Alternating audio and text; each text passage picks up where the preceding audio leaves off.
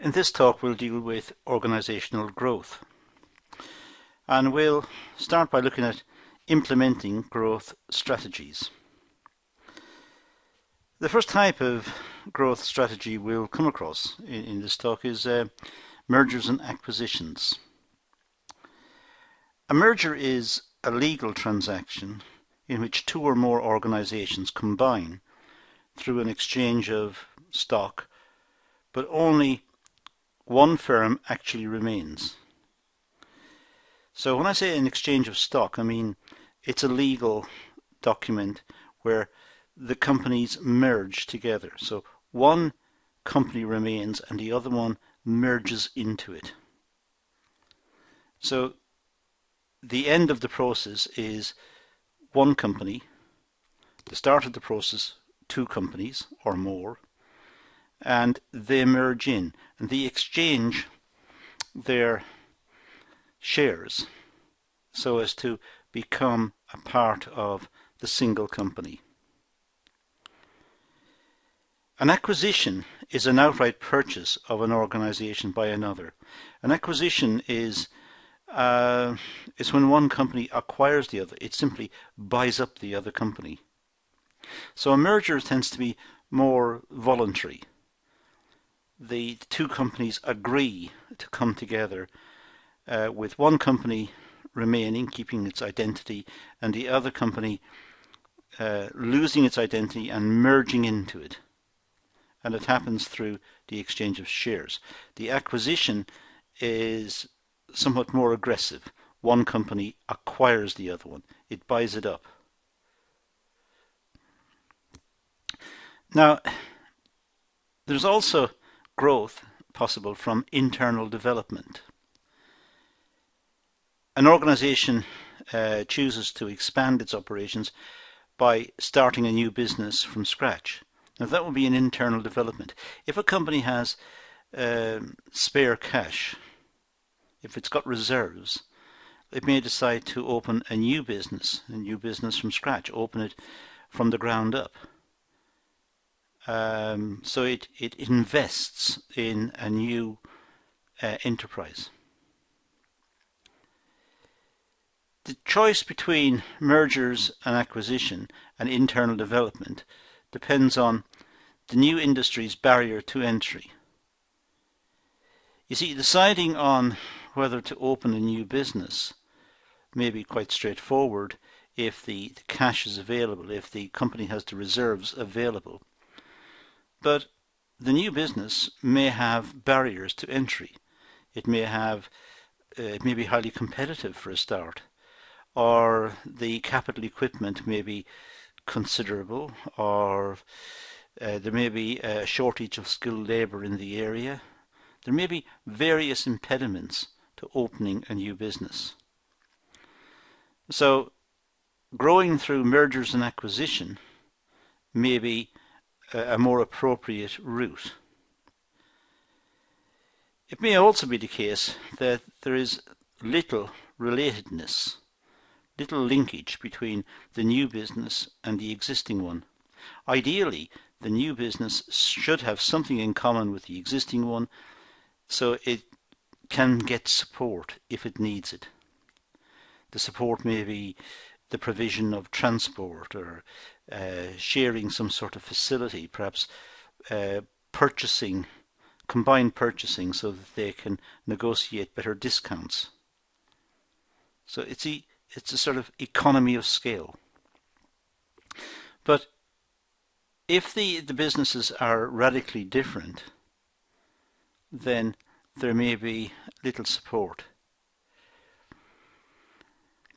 The speed and development cost associated with each approach. Well, when considering growth, say from mergers, acquisition, or internal development, really the business should look at which one is best in terms of the development speed and cost. Which one is likely to yield the greatest return. So rational principles would seem to suggest that the business should work out carefully between the the three possibilities: merging, perhaps with a competitor, the acquisition of a related business, or internal development, using its own funds internally to set up a new business. Which one will yield the better results? There are risks associated with each approach, and these should be carefully worked out. No matter which route is taken, mergers or acquisitions or internal development, no matter which one is taken, there are risks. Risks that the businesses will not fit together well, or that there are even unanticipated costs. It could be that the product line in one of them needs updating, and the research and development department does not have the resources to dedicate to updating products or whatever. There are all sorts of risks that companies encounter when they attempt to grow.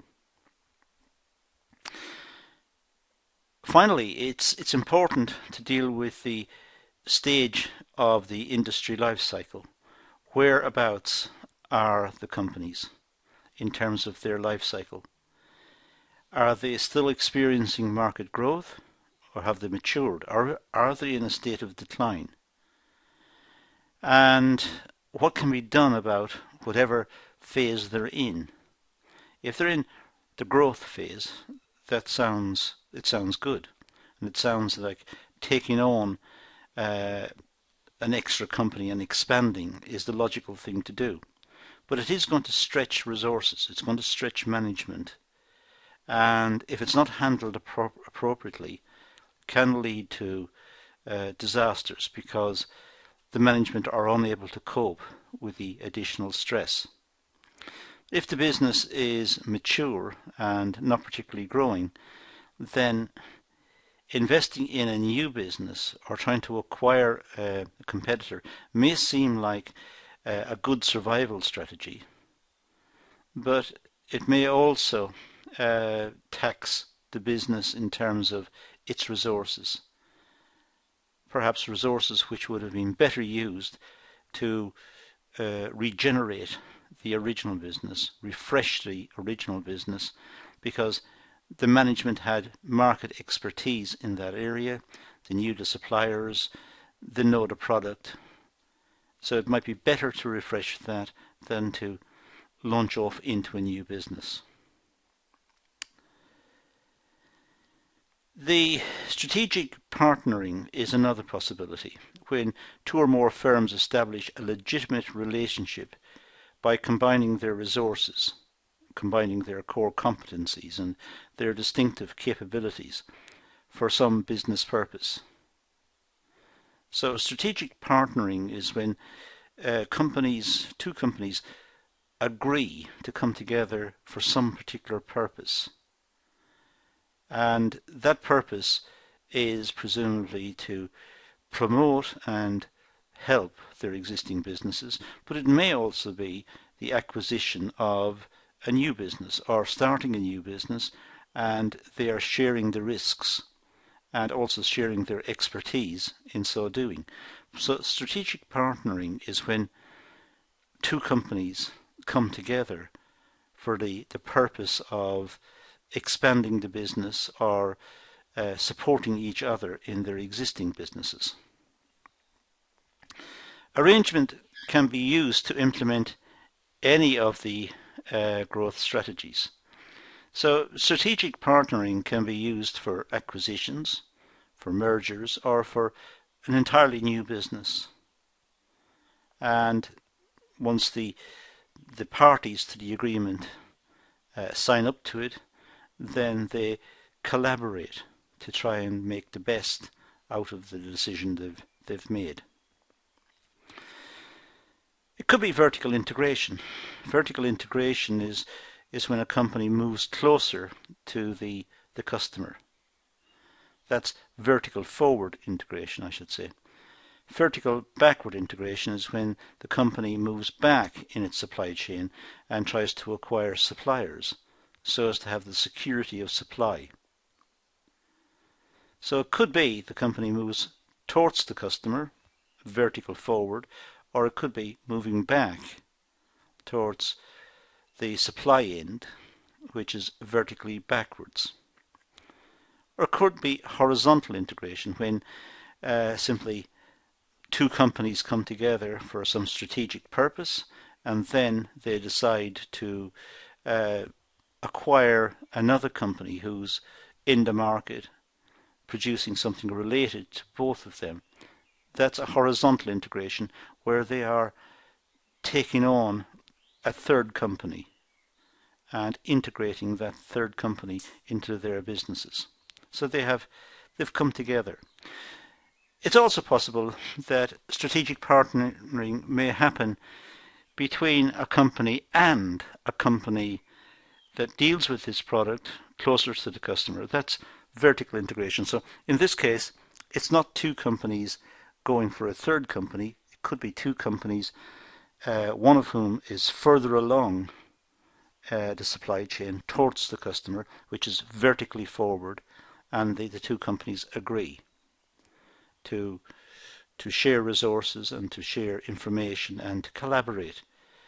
Or it could be the two companies are at the same stage in the supply chain. They are actually competitors, and they simply get together and agree to share information, share resources, and work together. So it's the end of competition in that sense. It could be related diversification. So they could diversify by taking on a different company, or there could be two already different companies that are forming the strategic partnering. So what they're doing is they're diversifying, and in that way hoping to reduce risk. If one part of the business experiences problems, the other part may save it, may do quite well. So it could be something to do with diversification, diversifying what they're doing so as to reduce risk. Now, implementing growth strategies. Well, the types of strategic partnerships. Well, it could be a joint venture. That's two or more separate organizations when they form an independent organization for strategic purposes. So two or more separate organizations form an independent organization. Sometimes it happens when companies are going to set up overseas in a different country. They look for a company in that country who have got local knowledge and who can bring to bear wider knowledge of the market and also the conditions for business in that country. And they set up a joint venture, to set up an agreement to start a company between them to look at the possibilities of importing and exporting and manufacturing overseas. So it's a joint venture. Generally speaking, partners own equal shares in the new venture. Generally speaking, they tend to share it equally. And it's used when the partners don't want to be legally joined. The two companies don't want to be legally joined, but they set up a third company and they can share the third company. But they want to keep their existing companies. They want to stay separate. So they have their separate organizations and they set up a third one in which they agree to share. Long-term contract, well, it's a legal contract between organizations covering specific business purposes. So it may be that companies simply draw up contracts for them to deliver certain products or to share information or to share responsibility for certain aspects of their businesses, and the contracts specify the terms and conditions under which they will operate. This typically happens between an organization and its suppliers. The contract may specify that the suppliers will deliver certain amounts in certain time periods, and in return the organization will pay perhaps a small premium or whatever. It depends on the terms of the contract and what they negotiate. Types of strategic partnership continued. Well, strategic alliance is one that's often mentioned. This is when two or more firms share resources, share capabilities or competencies to pursue some business purpose. They share resources. They share their skills and their competencies. It's strategic alliance. It's similar to joint ventures, but there's no formation of a separate entity. There's no new company formed. They simply have two companies and they agree that they should share certain information, share perhaps transport, share capabilities, share knowledge with each other, perhaps have joint training programs for their staff or whatever it is. But it's not a new company. It's not like a joint venture which will set up a new company. The two companies set up a new one for a joint venture. In this one, they stay independent, but they agree to share certain functions. As a consequence, the partners, of course, benefit from expanded operations. So in this session, we've looked at ways in which companies can grow. Mergers, acquisitions, establishing a new business between them, then strategic partnering and strategic alliances and joint ventures. Now all of these terms and these concepts are important, particularly in the study of strategy, business strategy. So it's important that you understand each of them. So it's wise to rewind, go across it again, make notes, and look at other classes that are available in this area. Plus, do some reading, make your own notes, and be sure that you understand what a strategic alliance is and a joint venture, and be able to distinguish them. Talk about acquisitions and mergers and what they are and their advantages and disadvantages and so on. But that's all I'm going to deal with in this session, so I'm going to leave it at that and say thank you for watching.